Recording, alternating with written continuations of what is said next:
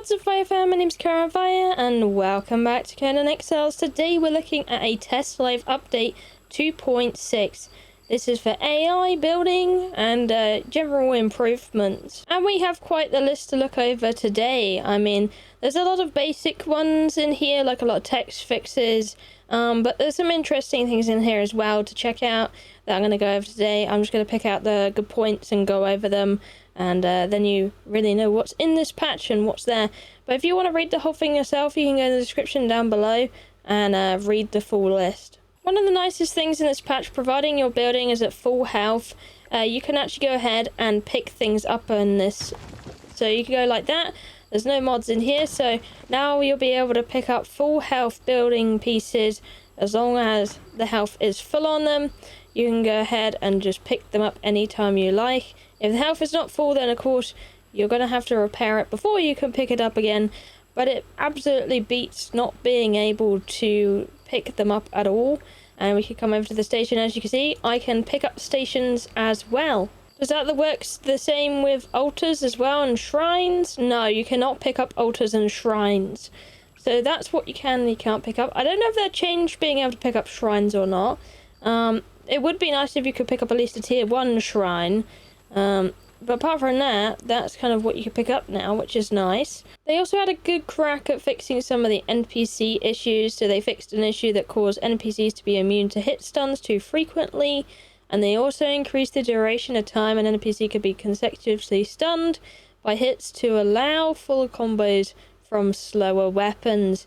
So you should be able to stun them a little better now. So when you're going at it with like a hammer or something, it's not going to suddenly randomly attack mid-fight and stun you instead, which is rather annoying.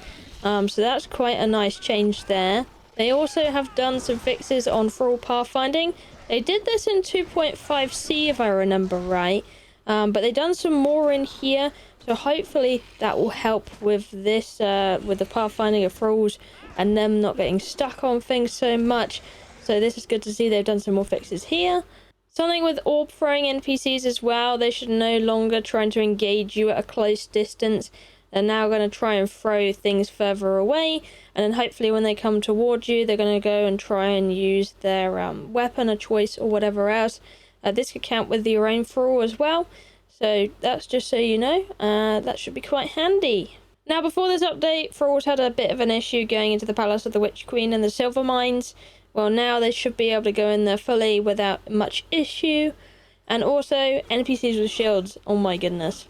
They're so annoying.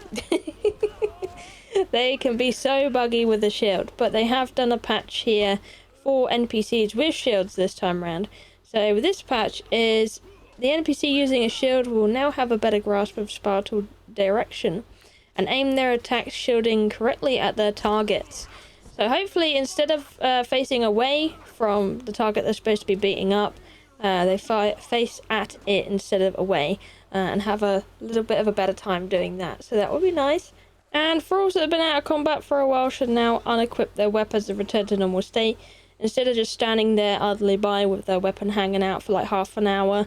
So that's a really big bulk of the NPC fixes in here. Another important thing I noticed that you might find interesting is they added a bleed effect to the katana's second heavy attack to allow the weapon to stack more bleeds reliably in a short duration. So you should be able to stack 2 more bleeds, I believe it is, in this one. So this is going to be more efficient for bleeding things out, which is going to be an interesting change indeed. And they also have changed the name of things with cleansing to plundering, because this is supposed to remove the attribute buffs from enemies. So if your friend has some strength buff, this should remove it. If you didn't know what that was, well, that's what it is. And it's now possible to break the healing wraps animation by moving your character. Thank goodness for this. I can't tell you how many times you're standing there, maybe you accidentally hit the healing wraps and something's beating you and you can't move. It got made a little bit better because you could cut it out halfway through, but now if you can just move whenever with the healing wraps, this is absolutely great. Something for PlayStation as well. It's not here right now. I know sometimes I get comments asking me, when's the update going to be out? When's it going to be out for console?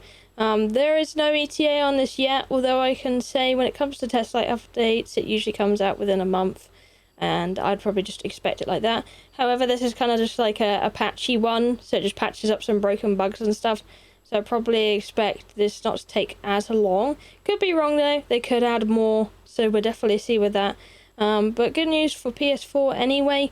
There was an infinite loading screen bug, and they've repaired that. And the Twitch drop should now fully be functional on PlayStation and more reliable on all platforms. Also, they fixed the white backgrounds on consoles as well that would happen. This I found quite interesting because I didn't know it was a bug, but you should no longer be able to equip scepter animal heads as an unarmed weapons and try and hit people with them. That was quite a funny bug. I'm kind of sad I didn't see it myself. Turtle hatchlings will now go into the pet slot of the animal pens as intended, so you can hatch yourself out some turtles. They also fixed an issue where it was possible to build too close to the forges of the first men on the Isle of Scepter, so if you have a base really close to there, you may want to consider moving.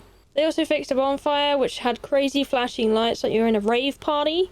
That was near Westlight. But anyway, that's pretty much it. They still have a bunch of spell checker fixes and all of that. I don't tend to cover those because, you know, who needs to know that and is spelt with a single N instead of two N's or whatever, you know. You don't need to know that.